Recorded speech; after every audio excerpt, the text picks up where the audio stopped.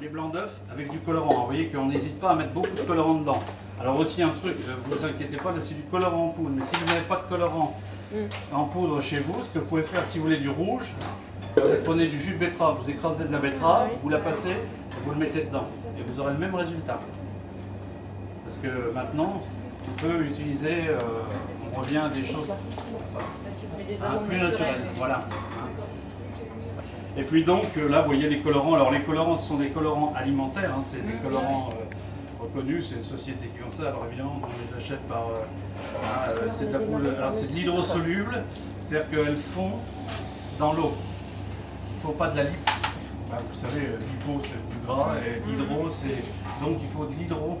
Si vous achetez un colorant, achetez toujours pour les macarons un macaron hydrosoluble, pas liposoluble, parce qu'autrement dans le macaron, comme il y a du gras dedans, il ne va pas bien s'incorporer, ça n'ira pas. Moi, c'est un petit détail technique. Hein. Voilà. Bah, pendant que la cuisson du sucre, alors vous avez un thermomètre, je suppose, oui, pour non pas. Non. Eh ben, je vous montrerai au doigt comment on peut faire. Ah, je vais vous le montrer. Mais vous verrez, il faut un petit peu d'habitude parce que c'est quand même chaud. Hein, parce que c'est 120 degrés. Et voilà. Et je veux pas que vous partiez avec les doigts collés ou du. Quand il sera à 120, tu m'appelleras, tu me mettras une pièce dans l'eau, je leur montrerai qu'on peut faire en deux. Hein, non, mais pour moi de tester. Alors après, on va faire une crème de coquelicot. Alors, il y a la recette là aussi. Alors la crème de coquelicot, on prend de la crème. C'est de la crème fraîche là. Hein. Vous pouvez le mettre, c'est crème fraîche.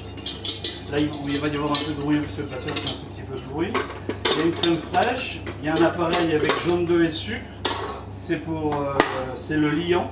Le liant, c'est ce qui fait. C'est comme une anglaise. Hein. La base, c'est une anglaise. 50 grammes de jaune, ça fait combien de. Alors, nous, on parle en poids parce qu'on veut avoir toujours quelque chose de régulier. Et 50 grammes de jaune, c'est 2 jaunes et demi d'un œuf normal. 2 jaunes et demi. Voilà, 2 jaunes et demi. Et si on vous met un blanc d'œuf, c'est toujours 30 grammes. 30 grammes. Parce qu'en pâtisserie ou en cuisine, on considère les œufs à 50 grammes. Alors là, voilà. c'est 30. 50 grammes de produits à manger, hein, pas la coquille. C'est-à-dire qu'un œuf de 60 grammes, vous avez 50 grammes à manger. 20 grammes de jaune et 30 grammes de blanc, toujours. Quel que soit le. Alors vous avez vu qu'on a de la gélatine. Alors c'est de la gélatine alimentaire aussi. Hein. Alimentaire et qui maintenant, toutes les gélatines qu'on utilise sont originaires de la vache folle. Oui. Voilà, c'est de la vache. Parce que dans le temps, les gélatines étaient aussi issues du porc. Donc depuis des histoires que vous connaissez, hop, on n'a plus de gélatine de porc. Donc ça nous évite les problèmes. Même dans les bonbons, Non, dans les bonbons, ils n'en mettent plus non plus. Normalement, ils n'en mettent plus parce que...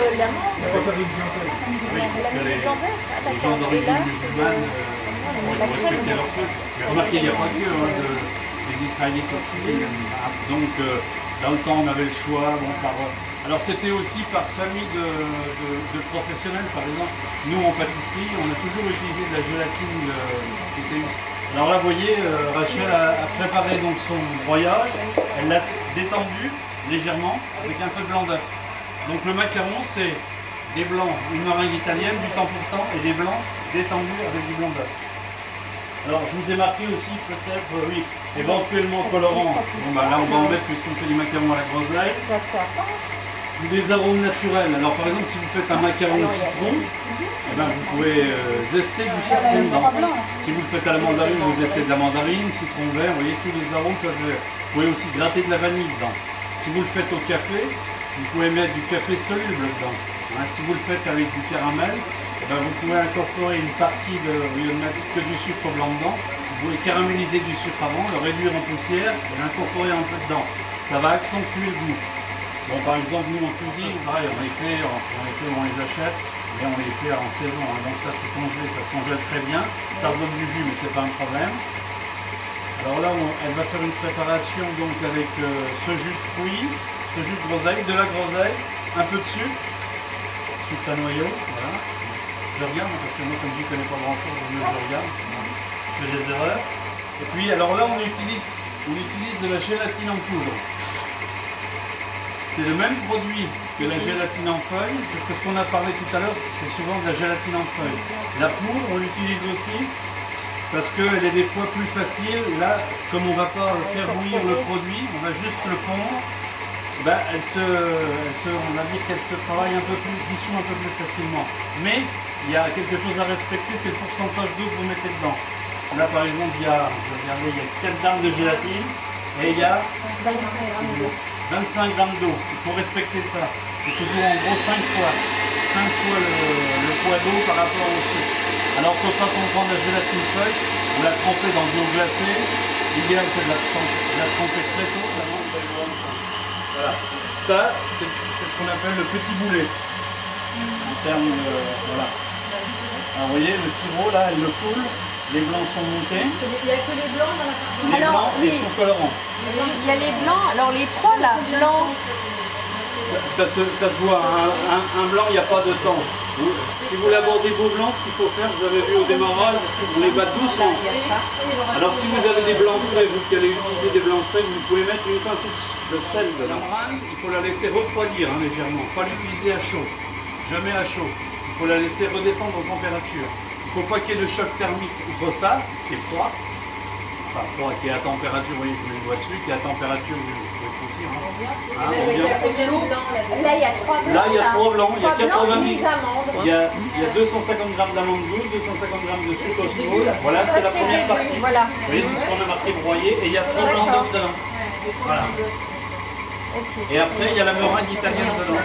Alors ça, c'est valable pour toutes les coques, quel que soit le parfum. Si vous voulez faire une coque pour un salé, un sucré, un gros, un petit, là on a préparé des gros pour faire des petits gâteaux, mais vous repartirez après avec un assortiment de macarons. Ouais, mais tous sont faits sur la même manière. Après, il y a les colorants qui jouent, les parfums. Si vous voulez aussi l'utiliser, on en fait un à la noix de coco, on incorpore des amandes et un peu de noix de coco dessus. Si vous voulez le faire à la noisette, mais la base c'est quand même l'amande. L'amande c'est le support de tous nos macarons. Alors là, donc Rachel va nous préparer ses noyaux. Alors le noyau, c'est donc, alors moi je prends là, pour là on avait fait une petite dose, mais donc on met 1,5 kg si on prend, parce que je suppose qu'elle a préparé ça, 1,5 kg de jus de groseille, 1,5 kg de groseille en grains. Alors les groseilles en grains, quand on les met dégelées, elles redonnent du jus, il ne faut pas le jeter, c'est le parfum. Vous mettez tout dedans, et on met 50 g de jus de framboise, ça a dû le mettre déjà dedans, je suppose. Voilà. Vous voyez, elle incorpore son sucre, elle va le tiédir un petit peu, juste pour que ça aide à la fonte du produit. Elle va incorporer ça dedans, et elle va mettre après ceci dedans. Alors là, la gélatine, bon, là, vous allez voir, il y a du gras. Elle va la laisser tirer, c'est-à-dire tirer, c'est prendre, faire sa prise, et on va la réchauffer au micro-ondes. Elle la mélangera dedans. Comme ça, elle sera bien lisse, ça c'est important aussi. Toutes les gélatines, il faut leur faire avant de les utiliser, que ce soit dans une crème, dans une mousse, dans un jus de fruits, dans n'importe quoi, il faut faire la prise, c'est-à-dire qu'il faut qu'elle tire, il faut qu'elle devienne élastique, et après vous les réchauffez, pas les bouillir, les réchauffer, c'est-à-dire les refondre, et surtout la différence c'est que vous avez des branches où il n'y a qu'une tige avec tous les grains autour, alors que le Versailles c'est comme... Ça fait au moins 20 minutes que... Ben, vous savez, là il n'y a pas de temps, le test c'est ça, mais regardez, mettez la main autour, ça va vous rappeler quelque chose, allez voir. Là, vous verrez. Puis vous voyez la meringue, là, elle se tient bien. Hein. C'est de la meringue de pro. Hein. Voilà.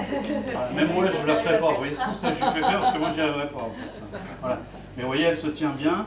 Et en plus, elle est lisse, elle ne doit pas avoir de morceaux de sucre dedans. Alors, je sais pas, la pâtisserie, c'est un produit, c'est quand même des produits qui sont très justes, bien étudiés, mais justes. Alors, il faut respecter les... Alors là, voilà, elle est en train de détendre et de casser la masse. Elle me dit, c'est-à-dire que là, vous voyez, elle le travaille, voilà, c'est pour bien lisser le truc. Et après, elle va le macaronner. Il y a voilà,